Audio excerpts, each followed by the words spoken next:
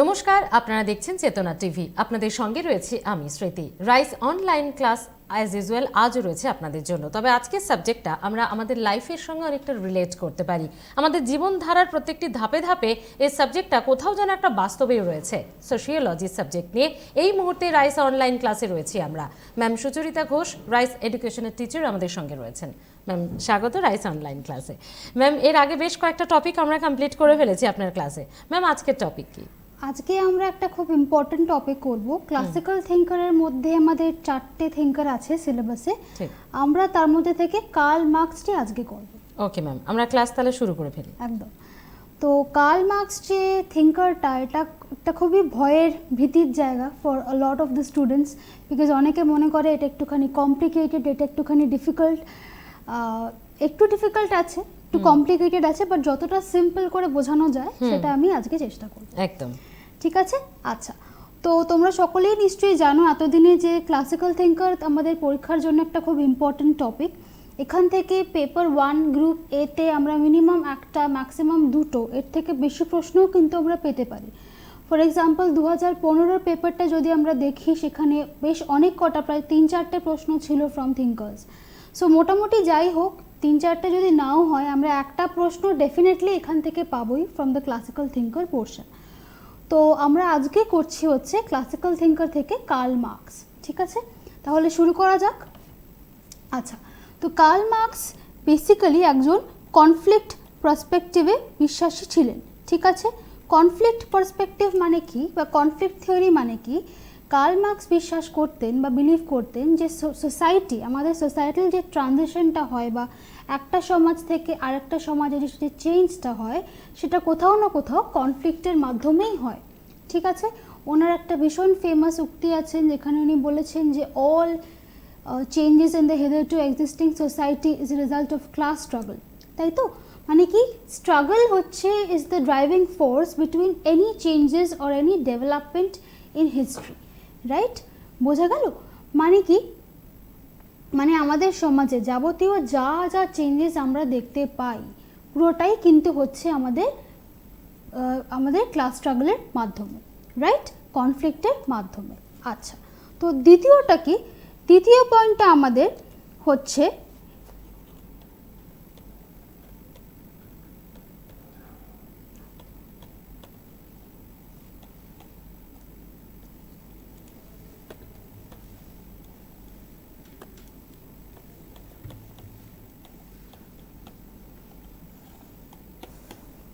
দ্বিতীয় পয়েন্ট বলছে যে কার্ল মার্কস যেটা বলেছিলেন, উনি বলেছিলেন যে কোথাও না কোথাও আমাদের সোসাইটির ইকোনমিক অ্যাক্টিভিটির ওপরে অত্যন্ত বেশিভাবে ডিপেন্ডেন্ট। মানে he had prioritised economic activities over any other ideological or any other spiritual quality. বোঝা গেল? মানে উনার উক্তি হিসেবে আমাদের সমাজে অন্যান্য যাবতীয় যা যা সোশ্যাল ইনস্টিটিউশন আছে, ফর এক্সাম্পল আমরা তো ফার্স্ট ক্লাসে ডিসকাস অলরেডি করেছিলাম যে society is made up of people while they interact with one another and also is made up of social institutions. মনে করে দেখো, যেখানে আমরা বিভিন্ন ধরনের সোশ্যাল ইনস্টিটিউশন কী সেগুলো নিয়ে ডিসকাস করেছিলাম। ফর এক্সাম্পল ইকোনমিক অ্যাক্টিভিটি হতে পারে, রিলিজিয়ান হতে পারে, এডুকেশন হতে পারে, এনিথিং। তো according to marks, economic activity is basically the most important or the most vital factor in a society. ঠিক আছে, এই কনসার্নে উনি দুটো ক্লাসিফিকেশন করেছিলেন। ঠিক আছে, তো দুটো ক্লাসিফিকেশন উনি কি করেছিলেন? নাম্বার ওয়ান হলো আমাদের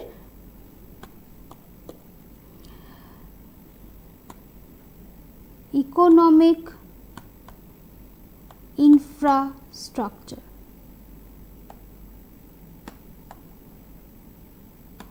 বোঝা গেল? ইকোনমিক ইনফ্রাস্ট্রাকচার, সেটাকে অনেক সময় বেসও বলা হয়, রাইট। দ্বিতীয় কি? দ্বিতীয় হচ্ছে আমাদের সোশ্যাল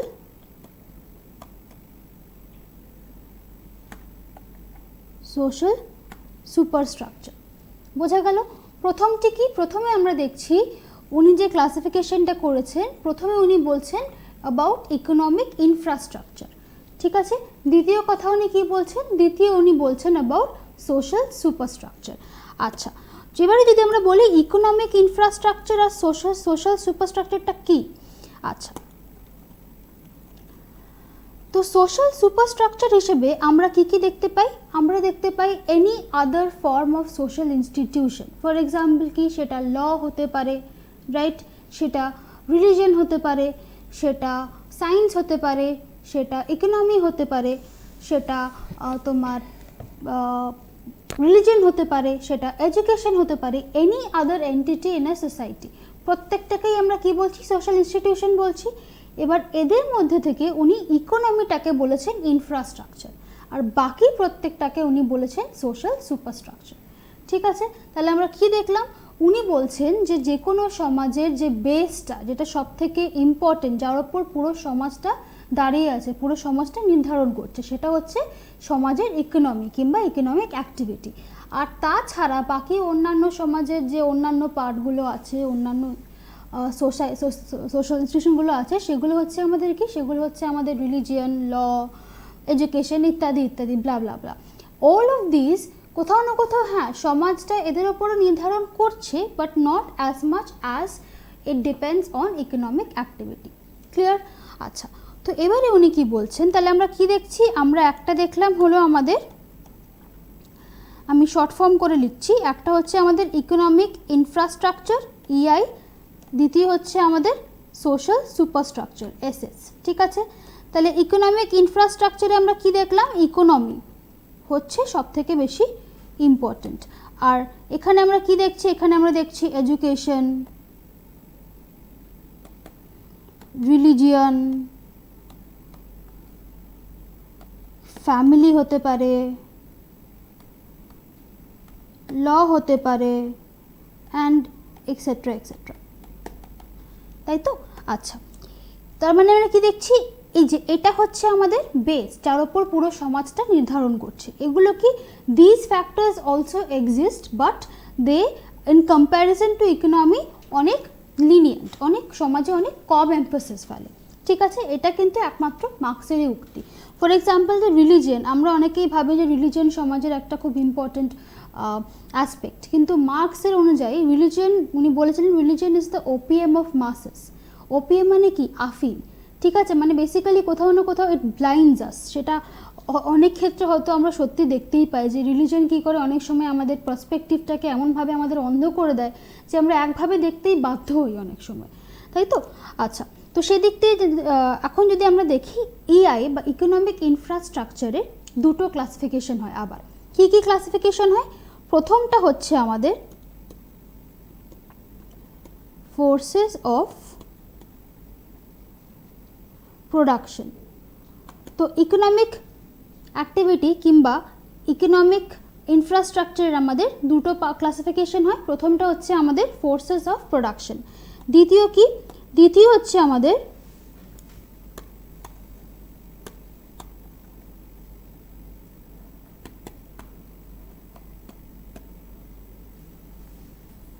রিলেশনস অফ প্রোডাকশন। ঠিক আছে, বোঝা গেল? তো প্রথমটা আমরা কি দেখলাম, প্রথমটা আমরা দেখলাম ফোর্সেস অফ প্রোডাকশন, দ্বিতীয়টা আমরা দেখলাম রিলেশনস অফ প্রোডাকশন। তো এবারে যদি আমরা বলি what are forces of production, আমাদের প্রোডাকশন প্রসিডিওরে, ঠিক আছে, any kind of things that we use or that are put to work for any production of goods or services, সেটাকেই আমরা বলছি ফোর্সেস অফ প্রোডাকশন। খুব সরল ভাষায় বলতে গেলে আমরা যদি মনে করে দেখো, তোমরা ইকোনমিক্সে নিশ্চয়ই পড়েছো means of production, right? Means of production কি হয়, ল্যান্ড, লেবার, ক্যাপিটাল, এন্টারপ্রেনার, এই চারটে হচ্ছে আমাদের means of production according to economical terms. তো এই সবকটাকেই আমরা কি বলবো, এই সবকটাকেই আমরা বলবো ফোর্সেস অফ প্রোডাকশন। মানে যাবতীয় যে কোনো প্রোডাকশন করার জন্য যা যা জিনিস লাগে, সেটা লেবার হোক, সেটা ইনস্ট্রুমেন্টস হোক, সেটা একটা ফ্যাক্টরি হোক, সেটা ক্যাপিটাল হোক, ঠিক আছে, প্রত্যেকটাকেই আমরা বলছি ফোর্সেস অফ প্রোডাকশন। ক্লিয়ার? আচ্ছা, তাহলে রিলেশনস অফ প্রোডাকশন কি? রিলেশনস অফ প্রোডাকশন মানে একটা ফোর্সেস অফ প্রোডাকশন তখনই কাজে লাগে, a force of production can only be used when its entities can enter into a relation of production. বোঝা গেল? মানে কি, এই যে যাবতীয় আমরা ফোর্সেস অফ প্রোডাকশনের কথা বলছি, ক্যাপিটাল হোক কি লেবার হোক কি ল্যান্ড হোক কি ইনস্ট্রুমেন্ট হোক, এরা যখন একে অপরের সঙ্গে রিলেশনে আসে তখনই কিন্তু একটা প্রোডাকশন হয়। ফর এক্সাম্পল, যদি আমরা একটা সিম্পল এক্সাম্পল নিই, আমি একজন লেবার, আমি একজন এমপ্লয়ি, তাই তো? যদি ধরে নিই আমি একজন লেবার, টিল দ্য টাইম আমি একটি কোম্পানিতে চাকরি করছি, আমি একটি কোম্পানির আন্ডারে চাকরি করছি, আমি কি রিলেশন অফ প্রোডাকশনের মেম্বার হতে পারবো, পার্ট হতে পারবো? কখনোই পারবো না। একটা ব্যারেন ল্যান্ড পড়ে আছে, ঠিক আছে, সে মালিক, সে জমির মালিক কি করছে, সে ওই ল্যান্ডটা বিক্রি করতে রাজি নয়। তো ল্যান্ডে যতক্ষণ ফ্যাক্টরি না তৈরি হবে, যতক্ষণ সেখানে একটা ইন্ডাস্ট্রি না তৈরি হবে, সেখানে ইন্ডাস্ট্রিতে মেশিনস না আসবে, সেখানে এমপ্লয়িজ না হায়ার করা হবে, কখনো কি কোনো রকম রিলেশন অফ প্রোডাকশন তৈরি করা যাবে? কখনো পসিবল না। তার মানে কি, এই যে যাবতীয় ফোর্সেস অফ প্রোডাকশন, এগুলো যখন একে অপরের সংস্পর্শে আসে তখনই কিন্তু রিলেশনস অফ প্রোডাকশন তৈরি হয়, ঠিক আছে? ফর এক্সাম্পল, ফোর্সেস অফ প্রোডাকশনে আমরা লেবার দেখতে পারি, লেবার একটা ফোর্সেস অফ প্রোডাকশন, সাথে সাথে কি এন্টারপ্রেনারও একটা ফোর্সেস অফ প্রোডাকশন, সিম্পল ভাষায় বলতে গেলে ম্যানেজমেন্টও একটা ফোর্সেস অফ প্রোডাকশন। তো মানে কি, যে লেবার আর যে মালিক, যে বিজনেস ওনার, এদের দুজনের মধ্যেও একটা রিলেশন আছে, তাই তো?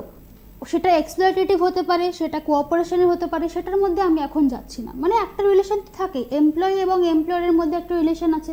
তাছাড়া কি, এই যে যারা এমপ্লয়িরা, যারা লেবার, যারা ওয়ার্কিং ক্লাস, তারা কি, তারা কাজ করে in exchange of a bit of money, in exchange ওরা টাকা পায়, তাই তো? তার মানে কি, দেয়ার ওয়েজ লেবারার্স, তো ক্যাপিটাল যেটা, তার সঙ্গেও একটা এদের রিলেশন আছে।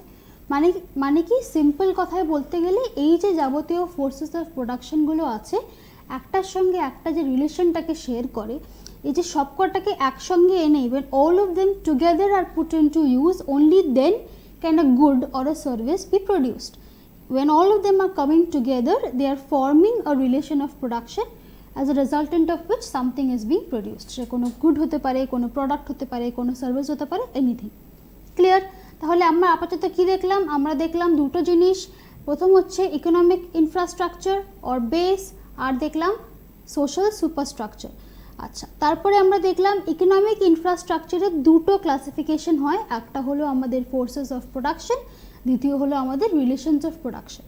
এখানে আমি আরেকটা কথা বলি, আমাদের যে সোশ্যাল স্ট্রাকচার, মানে যেটা বললাম এডুকেশন, ল, ফ্যামিলি, এক্সেট্রা রিলিজন, প্রত্যেকটাই কিন্তু আমাদের ইকোনমিক ইনফ্রাস্ট্রাকচারের ওপর ডিপেন্ডেন্ট। মানে যদি ইকোনমিক ইনফ্রাস্ট্রাকচারটা পাল্টায় তাহলে কিন্তু বাই ডিফল্ট বাকিগুলোও পাল্টাবে। মানে একটা দেশের, সিম্পল ভাষায় বলতে গেলে একটা দেশের ইকোনমির ওপরে কিন্তু বাকি যাবতীয় সমস্ত কিছু নির্ভর করে। এখন এই প্রেজেন্ট কন্ডিশনে এটা আমরা খুব ভালো বুঝবো, because of the corona and the Covid situation, যখন আমাদের ইকোনমিটা এইভাবে ফ্লাকচুয়েট করছে, এতটা আমরা একটা ডাউনওয়ার্ড ট্রেন্ড দেখতে পাচ্ছি, সেটা কি আমাদের অন্যান্য অ্যাসপেক্টে এফেক্ট করছে না? করছে তো বটেই, সেটা হেলথ হোক, সেটা ল হোক, সেটা অন্যান্য যে কোনো জায়গায়, অন্যান্য যে কোনো সোশ্যাল স্ট্রাকচারে কিন্তু এফেক্ট করছে। বোঝা গেল? আচ্ছা, তো এবারে আমরা মুভ অন করি। এই যে একদম শুরুতেই একটা কথা বললাম যে মার্কস বলেছেন যে সমাজে বা হিস্ট্রিতে আমাদের যাবতীয় যা ডেভেলপমেন্ট হয়েছে, সোসাইটিতে যা চেঞ্জেস হয়েছে, পুরোটাই কিন্তু হয়েছে কনফ্লিক্টের মাধ্যমে। কনফ্লিক্ট মানে দ্বন্দ্ব বলতে পারো, রেভলিউশন বলতে পারো, ঠিক আছে? তার মাধ্যমে কি হয়েছে, আমাদের সমাজ একটা সমাজ থেকে অন্য সমাজে একটা চেঞ্জ এসছে। সো এই ট্রানজিশনের মাধ্যমে উনি একটি মোড অফ প্রোডাকশনের কথা বলেছেন, ঠিক আছে? কি বলেছেন? Mode of production. there are 5 stages. He has spoken about 5 stages of mode of production. আচ্ছা, তো কি স্টেজেসগুলো আমরা দেখে নিই।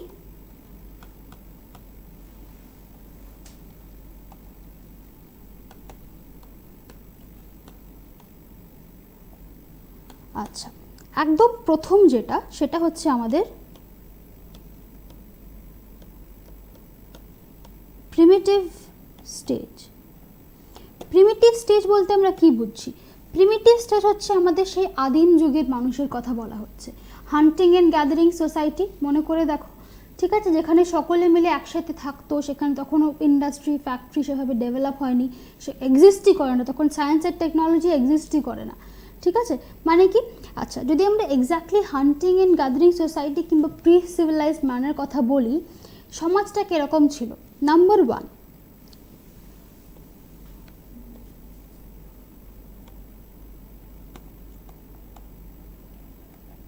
ক্লাসলেস সোসাইটি, এই সমাজে কোনো রকম ক্লাস ছিল না। আমরা শুনি না আপার ক্লাস, লো মিডল ক্লাস, লোয়ার ক্লাস, এই যে একটা ক্লাস ফরমেশন, এরকম কোনো রকম ক্লাস ফরমেশন কিন্তু এই সমাজে ছিল না। সকলেই একসাথে বসবাস করতো, সকলেই একটাই ক্লাসে বিলং করতো। হায়ার ক্লাস, আপার ক্লাস বা রুলার ক্লাস, অপ্রেসার কিংবা অপ্রেসড, এরকম কোনো রকম কিন্তু ডিকোটমি এই সমাজে ছিল না, মানে কোনো রকম ক্লাস ফরমেশন ছিল না। আচ্ছা, ক্লাস ফরমেশন কেন ছিল না? তার মেন কারণ হলো এই রকম সমাজে কোনো রকম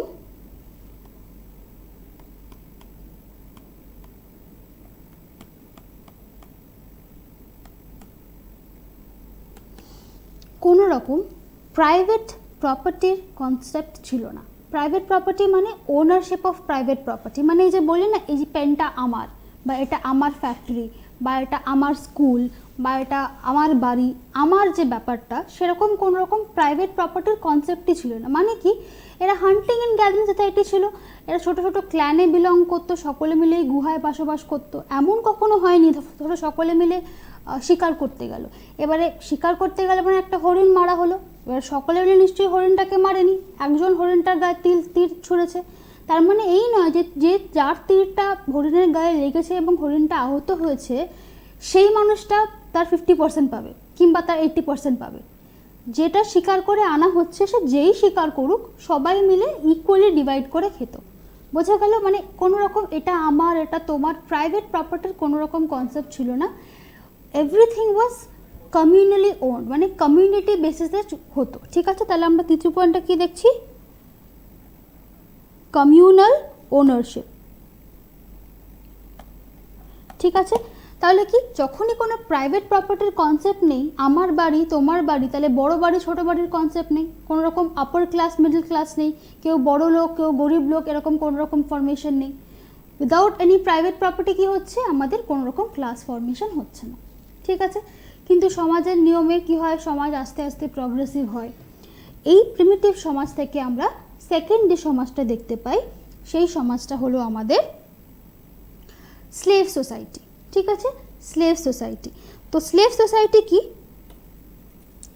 একদম ম্যাম, স্লেভ সোসাইটি কি আমরা নেক্সট পার্টে নেক্সট পয়েন্টে ডেফিনেটলি যাব, তবে একটা ছোট বিরতির সময় হয়ে গেছে। একটা বিরতির পর ফিরে আসছি এই ক্লাসে, সঙ্গে থাকুন।